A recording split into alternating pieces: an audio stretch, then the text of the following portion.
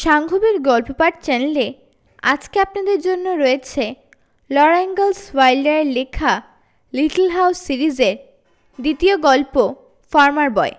আজকে রয়েছে চতুর্থ পর্ব। আপনারা যদি আমার চ্যানেলে নতুন হয়ে থাকেন তবে অবশ্যই চ্যানেলটি সাবস্ক্রাইব করতে ভুলবেন না। শুরু হচ্ছে আজকের গল্প ফার্মার বয়।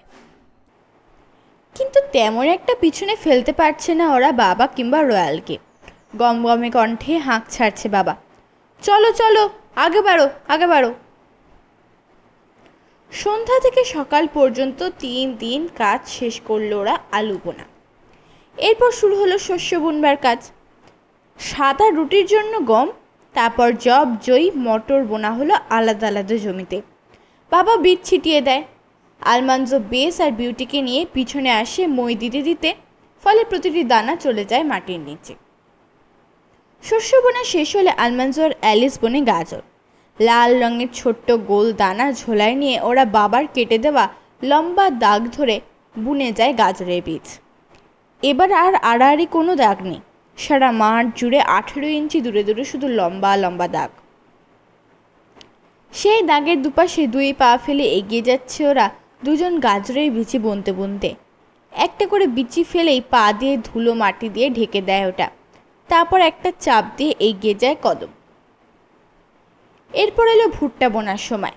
ক্ষেত তৈরি হয়ে যেতে আলু ক্ষেতের মতো করে দাগ টানলো বাবা। তারপর সবাই মিলে বুনলো ভুট্টার বীজ। প্রত্যেকের কোমরে বাঁধা বীজ ভর্তি থলে, হাতে কোদাল। যেইখানেই দুটো রেখা এক হয়েছে সেখানেই কোদাল দিয়ে খানিকটা মাটি সরিয়ে 2টো করে দানা ফেলে দিচ্ছে গর্তে। তারপর মাটি দিয়ে গর্ত বুঝে কোদালের 2টো চাপড় দিয়ে সমান করে দিচ্ছে উঁচু হয়ে থাকা মাটি। আগে কোনোদিন ভুট্টা বোনেনি আলমানজো, তাই বাবা আর রয়্যালের চেয়ে পিছিয়ে পড়ে যাচ্ছে। ওর শাড়ির শেষ কয়েকটা দানা বুনে দিচ্ছে ওদের একজন। তারপর আবার শুরু করছে ওরা পরের 3 সারির কাজ।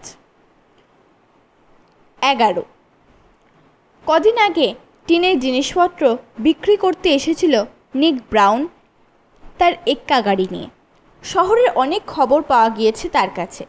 তার মধ্যে একটা গুরুত্বপূর্ণ খবর হচ্ছে নিউ ইয়র্ক থেকে ঘোড়া কিনতে এসেছে লোকজন। কাছে পিঠেই আছে ওরা, ভালো দামে কিনছে ঘোড়া। যে কোনো সময় এসে পড়তে পারে ওরা। তাই 4 বছর বয়সী কোল্ট দুটোর বিশেষ যত্ন নিতে আরম্ভ করলো বাবা। নিয়মিত দলাই মালাই করছে, গা আঁচড়ে দেওয়া হচ্ছে। আলমানজোর আগ্রহের আতিশয্য দেখে ওকে এসব কাজে নিল বাবা। তবে বলা থাকলো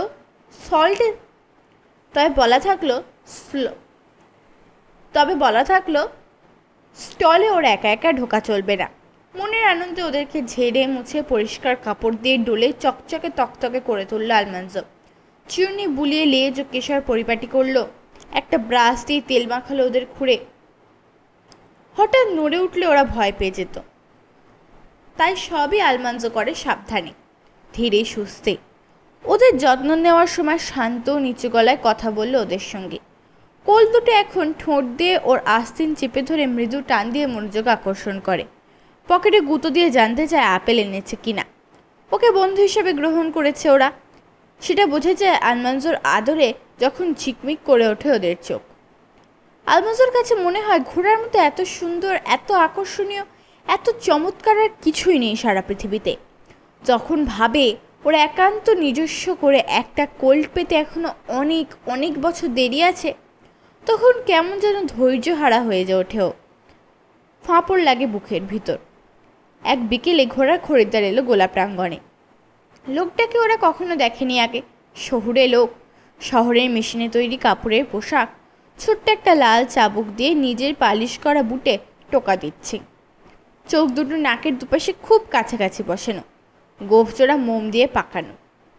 কোল দুটোকে বের করে আনলো বাবা। একেবারে একই চেহারা দুটোর, সমান উঁচু, চমৎকার স্বাস্থ্য। বাদামি গায়ের রঙে কোথাও কম বেশি নেই। কপালে একই রকম সাদা তারা।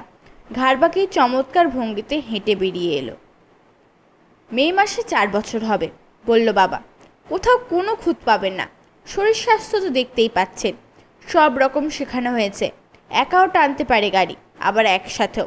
যেমন উৎসাহ উদ্দীপনা তেমনই শান্ত। মহিলাও চালাতে পারবে। খরিদ্দার কোল দুটোর পা ধরে দেখলো, মুখ হাঁ করিয়ে দাঁত পরীক্ষা করলো। বাবা হাসি মুখে দেখলো ওকে, কারণ কিছুই লুকোবার নেই বাবার। লোকটা সরে দাঁড়ালে একটা লম্বা রশিতে বেঁধে এক এক করে কোল দুটোকে নিজেকে ঘিরে প্রথমে হাঁটল, তারপর দৌড় করিয়ে দেখল।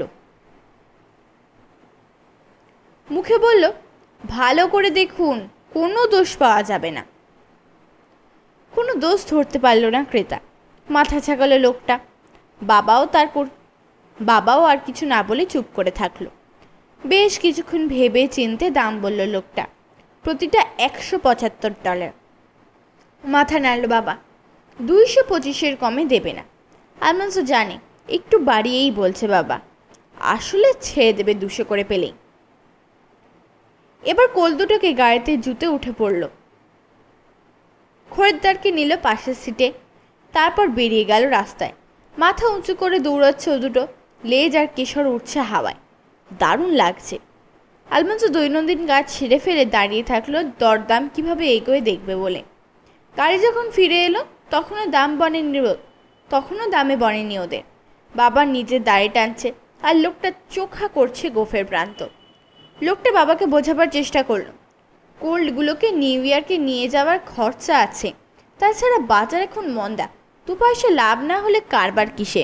প্রথমেই অনেক বেশি বলে ফেলেছে সে, 175-এর উপর আর কিছুতেই দেওয়ার উপায় নেই। বাবা বলল, বেশ তো, মাঝে মাঝে একটা দামের অফার হতে পারে, $200, ব্যাস, এর নিচে আমি বেচবো না। কিছুক্ষণ ভেবে নিয়ে মাথা নাড়ল লোকটা। না, তাহলে আর হচ্ছে না, এত দামে। ঠিক আছে বলল বাবা, মনে কষ্ট নেবেন না, কথা আমাদের শেষ, তবে আপনি আমাদের সঙ্গে সাপার খেয়ে গেলে আমরা খুশি হব। কোল দুটোকে গাড়ি থেকে খুলছে বাবা। খরিদ্দার বলল, সালানাকে এর থেকে বেশি ভালো ঘোড়া বিক্রি হচ্ছে $175।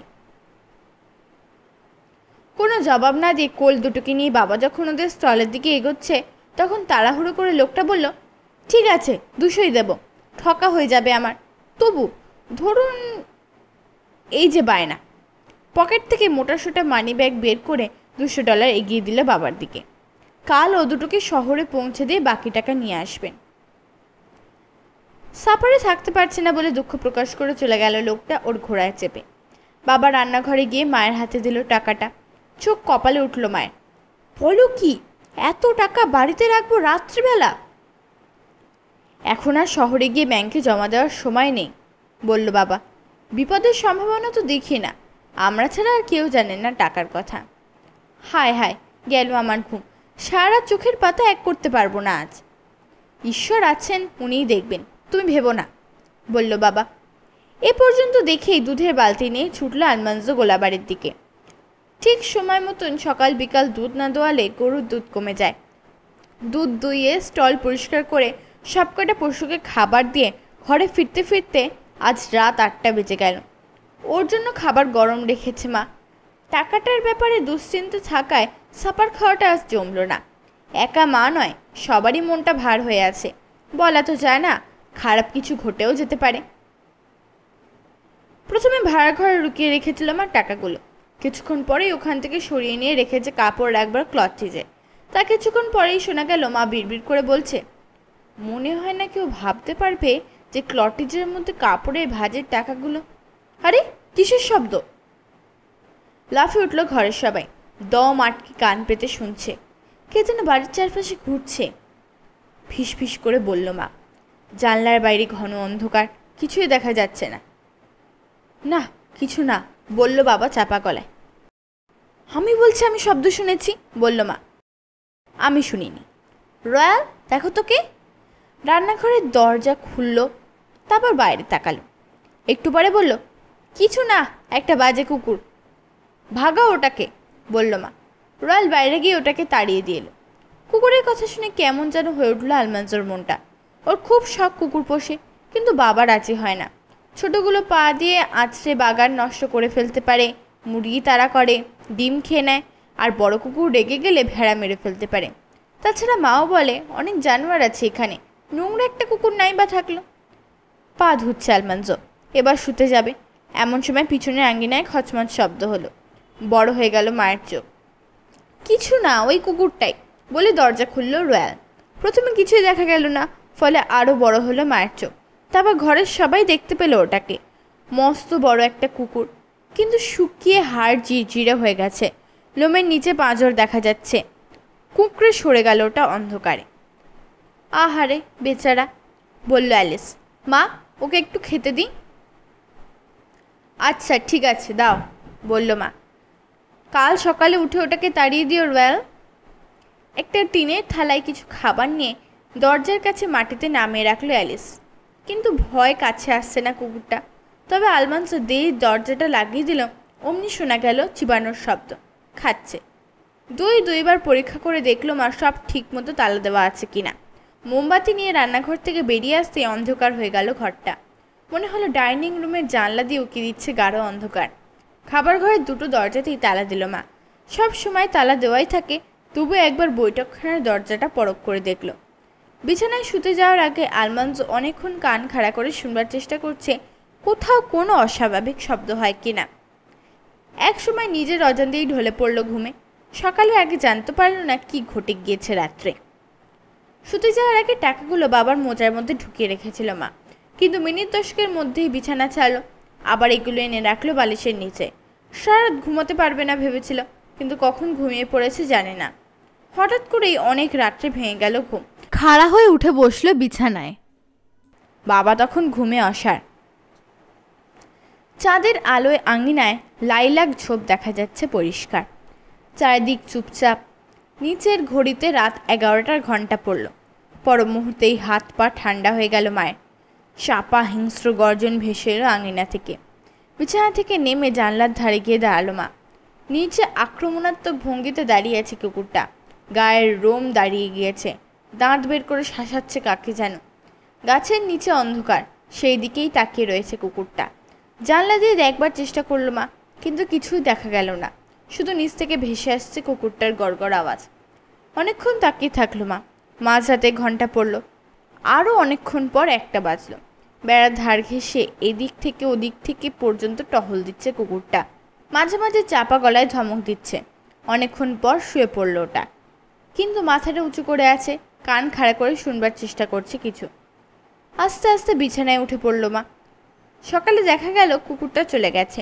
অনেক খোঁজাখুঁজি করেও পাওয়া গেল না কোথাও, কিন্তু ওর পায়ের ছাপ রয়ে গিয়েছে বেড়ার এপাশে। ওপাশে গাছের নিচে দুজোড়া বুটের চিহ্নও পেল বাবা। হাত দেরি না করে নাস্তার আগেই গাড়িতে ঘোড়ার জুতে মেলানের উদ্দেশ্যে রওনা হয়ে গেল বাবা। কোল দুটোকে বেঁধে নিল গাড়ির পিছনে। প্রথমে ব্যাংকে $200 জমা দিয়ে ঘোড়ার খরিদ্দারের কাছে পৌঁছে দিল কোল দুটো।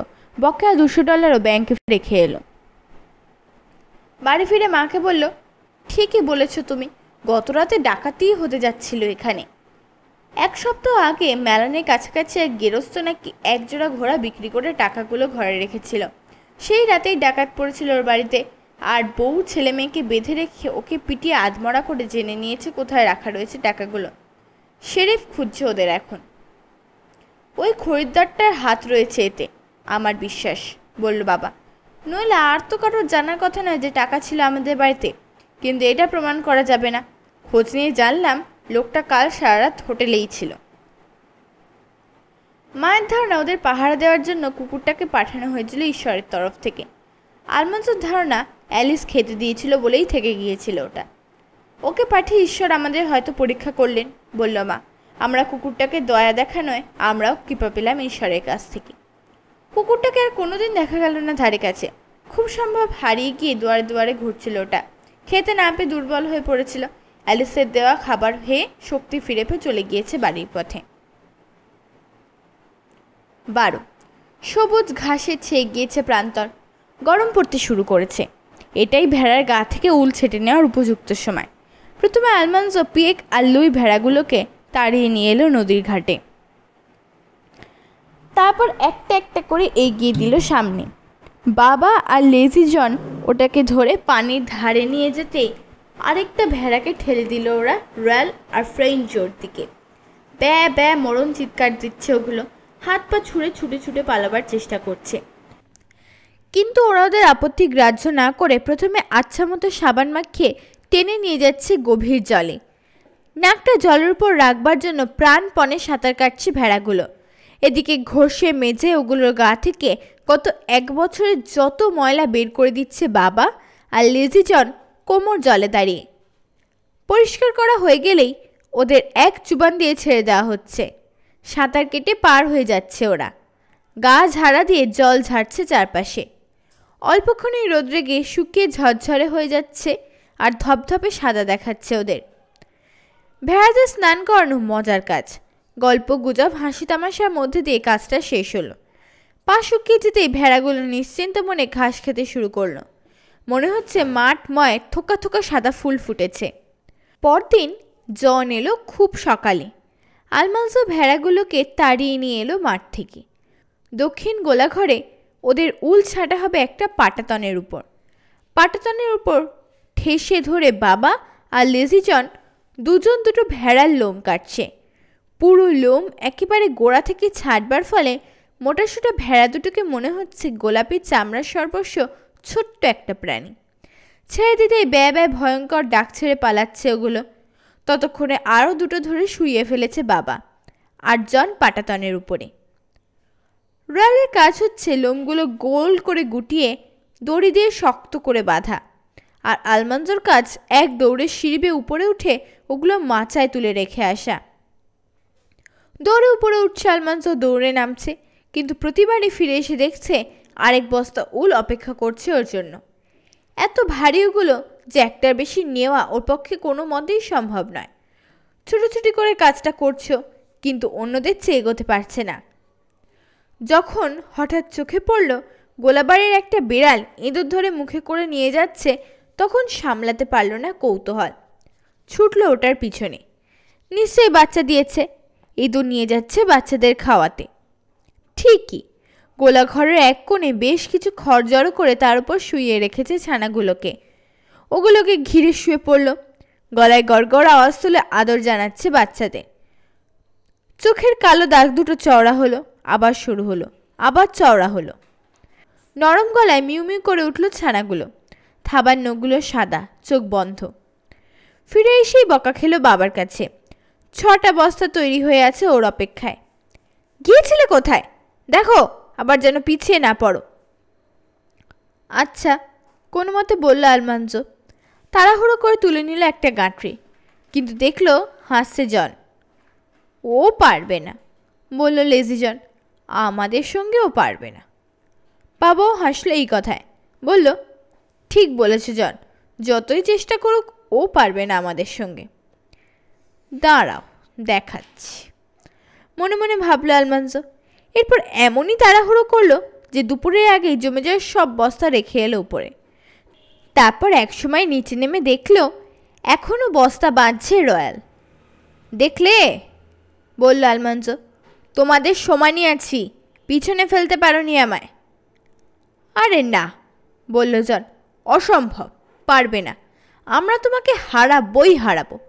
দেখো না, তোমার আগেই শেষ করব আমরা। সবাই হাসলো। এই কথাটাতে এত হাসির কি আছে বুঝতে পারল না আলমান্জো। দুপুরের খাওয়া তৈরি হয়ে গিয়েছে। বেজে উঠল ডিনার হর্ন। বাবা আর জন হাত চালিয়ে দুটো ভেড়ার লোম ছেটে দিয়েই চলে গেল বাড়ির দিকে। রয়্যাল ওগুলো বেঁধে দিয়ে চলে গেল। এইবার আলমান্জো বুঝে ফেলল এতক্ষণ ওরা কি নিয়ে হাসছিল। বস্তাটা উপরে নিয়ে গিয়ে রাখবার পর ও যেতে পারবে খেতে। যতই তাড়াহুড়ো করুক, সবার পরে শেষ হবে ওর কাজ। না, এইভাবে তো ঠকা যায় না, ভাবল আলমান্জো। একটু ভাবতেই বুদ্ধি এসে গেল মাথায়। একটা ভেড়ার গলায় রশি পরিয়ে টেনে এক ধাপ করে সিঁড়ি ভেঙে উপরে তুলে নিয়ে গেল। ওখানেই ওটাকে বেঁধে রেখে বেশ কিছু খড় এনে দিল যাতে না চেঁচায়। তারপর খুশি মনে চলে গেল খেতে। সারাটা বিকেল লেজি জন আর রয়্যাল ওকে তাগাদে দিল, জলদি করতে বলল, নইলে ওরা হারিয়ে দেবে ওকে। না বোঝার ভান করে ও বলেই চলল, পারবে না আমাকে পিছনে ফেলতে। শুনে হেসে খুন হয়ে গেল ওরা। রয়্যালের বাধা হলেই বস্তাটা প্রায় ছিনিয়ে নিয়ে এক ছুটে রেখে আসছে ও উপরে। হাসি থেমে গেল ওদের। ওর এই ব্যস্ততা দেখে মুখ টিপে হাসছে সবাই। বারবার বলছে এক কথা, তুমি আমাদের হারাতে পারবে না, আমরাই আগে শেষ করব দেখো। সন্ধ্যার দিকে শেষ দুটো ভেড়ার লোম কে আগে ছাঁকতে পারে তাই নিয়ে ছোটোখাটো প্রতিযোগিতা হয়ে গেল বাবা আর জনের মধ্যে। জিতল বাবাই। শেষ বস্তার জন্য ফিরে এলো আলমানজো। রয়্যাল ওটা বেঁধে বলল, আমাদের কাজ শেষ আলমানজো, দেখো আমরা তোমাকে হারিয়ে দিলাম। কথাটা বলেই হাসিতে ফেটে পড়ল রয়্যাল, জন আর বাবাও তাতে যোগ দিল। আলমানজো বলল, এই বস্তা রেখে এলেই আমার কাজ শেষ হবে তো, নাকি আরও আছে? জন বলল, না আর নেই, এটাই শেষ বস্তা। তাহলে তোমরা হেরে গেলে, হাসি মুখে বলল আলমানজো। আরও একটা ভেড়া বাকি রয়েছে তোমাদের, ওটাকে উপরে বেঁধে রেখে এসেছি আমি। আলমানজো শেষ বস্তাটা রেখে ভেড়ার বাঁধন খুলে দিতেই ব্যয় করে বিকট চিৎকার করে উঠল ওটাকে নিচে নামিয়ে দিয়ে হাসতে হাসতে বেরিয়ে গেল। ওর দুষ্টু বুদ্ধি দেখে অট্ট হাসিতে ফেটে পড়ল বাবা। বলল, কি হলো জন, সারাটা দিন তো খুব হাসলে ওকে নিয়ে, এবার? 13। শেষ বসন্তে হঠাৎ বেশ ঠান্ডা পড়ল। দুপুরে রোদও কেমন যেন ঠান্ডা। শিম, মটরশুঁটি, গাজর, ভুট্টা সব কিছুর বার বন্ধ হয়ে গিয়েছে, যেন অপেক্ষা করছে গরমে। আবহাওয়ার এই অবস্থা দেখে বাবা খুবই উদ্বিগ্ন। অবশ্য আবহাওয়া এরকম থাকলো না বেশি দিন। প্রথম বসন্তের কাজের চাপ কমে যেতেই আবার স্কুলে যেতে হচ্ছে আলমানজোকে। বসন্তকালীন টার্মে শুধু ছোট ছেলেমেয়েরা ক্লাস করে। আলমানজোর বড় দুঃখ, কিছুতেই তাড়াতাড়ি বড় হতে পারছে না। আর একটু বড় হলেই আর মজার মজার কাজ ফেলে স্কুলে যেতে হতো না। মে মাসে ভুট্টা চারার ফাঁকে ফাঁকে কুমড়ো বিচি পুঁতে দিল আলমানজো। তারপর গাজর ক্ষেতের আগাছা দূর করতে নিড়ানি দিল। তারপর বেশি ঘন হয়ে জন্মানো গাজর চারা টেনে তুলে ফেলল, যাতে প্রতিটা গাজর অন্ততপক্ষে 2 ইঞ্চি দূরে দূরে থাকে। বসন্তকালীন স্কুলের শেষ 3টে দিন ঠিক মতনই গেল সে স্কুলে। তারপর গ্রীষ্মকালের কাজকর্মে ঝাঁপিয়ে পড়ল। 2 সারি ভুট্টা চারার মাঝখান দিয়ে আবার লাঙল টানল বাবা। রয়্যাল আর আলমানজো আগাছা সাফ করল। একটা চারার গোড়াতেও আর আগাছা রইল না।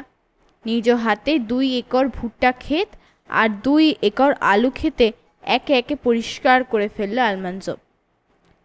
এর পরপরই এলো স্ট্রবেরি সংগ্রহের সময়। এবার দেরি হয়ে গিয়েছে স্ট্রবেরি পাকতে, কারণ প্রথম মুকুল নষ্ট হয়ে গিয়েছিল ঠান্ডায় বরফ জমে যাওয়ায়। সবুজ পাতার আড়ালে থোকা থোকা ঝুলে রয়েছে সুগন্ধি মিষ্টি জাম। ঝুড়িতে তো নিচ্ছেই, একই সঙ্গে সমানে মুখ চালিয়ে যাচ্ছে আলমানজো। মাঝে মাঝে উইন্টার গ্রিনের সবুজ ডাল ভেঙে চিবোচ্ছে। কাঠবিড়ালি দেখলেই ঢিল মারছে। ইচ্ছে হলে খালের তীরে ঝুড়ি রেখে হাঁটু পানিতে নেমে মাছের পিছনে তাড়া করছে। বাড়ি ফিরছে ঝুড়ি ভর্তি ফল নিয়ে। রাতে খাবার টেবিলে আসছে দুধের সর সঙ্গে স্ট্রবেরি। পরদিন মা তৈরি করছে স্ট্রবেরির আচার আর মোরব্বা। ভুট্টাগুলো কেন যে বাড়ছে না, আপন মনে বিড়বিড় করে বাবা, খুবই চিন্তিত। আবার একবার লাঙল দিল খেতে। রয়্যাল আর আলমানজো নিড়ানি দিল, কিন্তু চারাগুলো যেমন ছিল তেমনই থাকলো, বাড়ার আর লক্ষণ নেই। বাবা বিড়বিড় করল, এমন তো দেখিনি কোনো দিন। জুলাই এসে গিয়েছে, কিন্তু চারাগুলো মাত্র 4 ইঞ্চি লম্বা হয়েছে। মনে হচ্ছে সামনে বিপদ দেখে বাড়তে সাহস পাচ্ছে না। দেখতে দেখতে স্বাধীনতা দিবস এসে গেল। আগামীকাল ওরা সবাই যাবে মেলনে। ব্যান্ড বাজবে, বক্তৃতা হবে, পিতলের কামান দাগা হবে। সন্ধ্যায় গোসল করতে হলো আলমানজোকে, যদিও দিনটা শনিবার নয়। তবু ঠান্ডা পড়েছে হঠাৎ করে। রাত্রে খাওয়ার পর আবার গোলাবাড়িতে গিয়ে ঢুকলো বাবা। জানলাগুলো সব বন্ধ করলো একে একে। ভেড়ার বাচ্চাগুলোকে আলাদা না রেখে ওদের মায়েদের ঘরে ঢুকিয়ে দিল। ঘরে ফিরে এসে মাথা নাড়ল, গম্ভীরভাবে বলল, বরফই জমে নাকি কে জানে। থাক থাক, অমঙ্গলে কথা বলো না, মা বাধা দিল, কিন্তু মাকেও রীতিমতো চিন্তিত দেখাচ্ছে। রাত্রে একসময় খুব শীত লাগলো আলমানজোর, কিন্তু ঘুমের ঘোরে এতই বেহুশ যে একটা চাদর বা কম্বলও টেনে নিতে পারল না। একটু পরেই মায়ের ডাক, রয়্যাল, আলমানজো। চেঁচাচ্ছে মা, কিন্তু চোখ খুলতে পারছে না আলমানজো। চোখ দুটো যেন আঠা দিয়ে আটকে গিয়েছে। উঠে পড়ো, এই উঠে পড়ো সবাই, জমে যাচ্ছে ভুট্টার চারা। এক গড়ান দিয়ে বিছানা থেকে নামলো, প্যান্ট পরে নিল, চোখ বন্ধ করে বোতাম লাগাচ্ছে অন্ধকার হাতরে। এত বড় বড় হাই তুলছে যে চোয়াল খসে যাওয়ার জোগাড়। রয়্যালের পিছু পিছু কোনো মতে টলতে টলতে নেমে এলো সিঁড়িতে। মা, এলাইজা জেন আর অ্যালিসও তৈরি হয়ে গিয়েছে। বাড়ি থেকে বেরিয়ে সব কিছু কেমন অদ্ভুত লাগলো আলমানজোর। সাদা হয়ে আছে ঘাসগুলো বরফ জমে। আশপাশের সব কিছুই যেন বড় অচেনা। বেস আর বিউটিকে ওয়াগনে জুতে নিয়েছে বাবা। পানির চৌবাচ্চা ভরছে রয়্যাল। পানে পাম্প করে মেয়েদের সঙ্গে আলমানজো হাত লাগালো বাড়ি থেকে বালতি গামলা যা আছে নিয়ে আসবার জন্যে। বড়সড় একটা ড্রাম তুললো বাবা ওয়াগনে। ব্যারেল, ড্রাম, বালতি, গামলাগুলো ভর্তি করা হলো জল দিয়ে। তারপর ওয়াগনে পিছু পিছু হেঁটে চললো সবাই ভুট্টা ক্ষেতের দিকে। সবকটার ভুট্টার চারা বরফে জমে শক্ত হয়ে গিয়েছে। এখন ছুলেই ভেঙে যাবে পাতাগুলো। একমাত্র ঠান্ডা পানি ওদের প্রাণে বাঁচাতে পারে। সূর্য উঠবার আগে প্রতিটা চারার গায়ে পানি ঢেলে দিতে হবে, কারণ রোগ লাগলেই মারা যাবে চারাগুলি। ক্ষেতের পাশে থামলো ওয়াগন।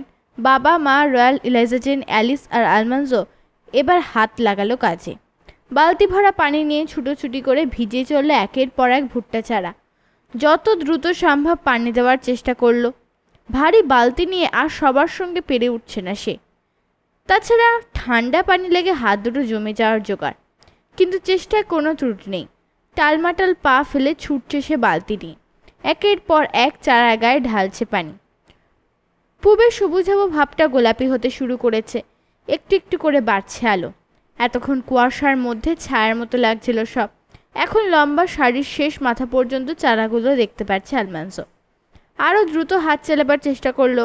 বাঁচাতে হবে চারাগুলোকে। একটু পরে গাঢ় অন্ধকার ধূসর হয়ে গেল।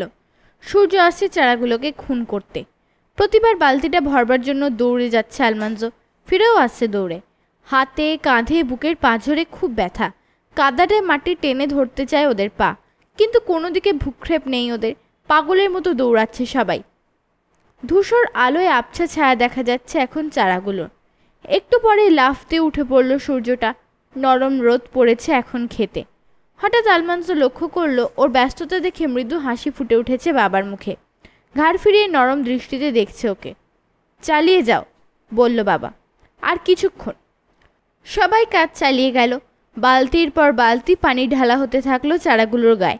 খানিক পর সোজা হয়ে দাঁড়ালো বাবা।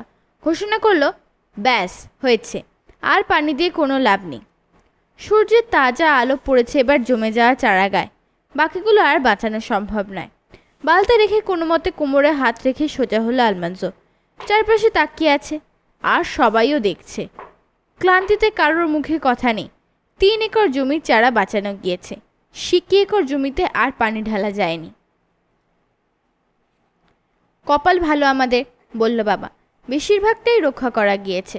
ঈশ্বরকে ধন্যবাদ। ওয়াগনে চড়ে ফিরে এলো ওরা। শ্রান্ত, ক্লান্ত, তৃষ্ণার্ত, ক্ষুধার্ত, কিন্তু মনে এক অদ্ভুত প্রশান্তি। সাংঘবের গল্পপাঠ চ্যানেলে এতক্ষণ আপনারা শুনছিলেন লরা ইনগালস ওয়াইল্ডারের লেখা লিটল হাউস সিরিজের দ্বিতীয় উপন্যাস ফার্মার বয়। আজকে ছিল 4র্থ পর্ব। আপনাদের যদি আমার গল্পপাঠ ভালো লেগে থাকে তবে অবশ্যই গল্পপাঠটিতে একটি লাইক দেবেন এবং গল্পপাঠটি বন্ধুদের সাথে শেয়ার করবেন। নমস্কার।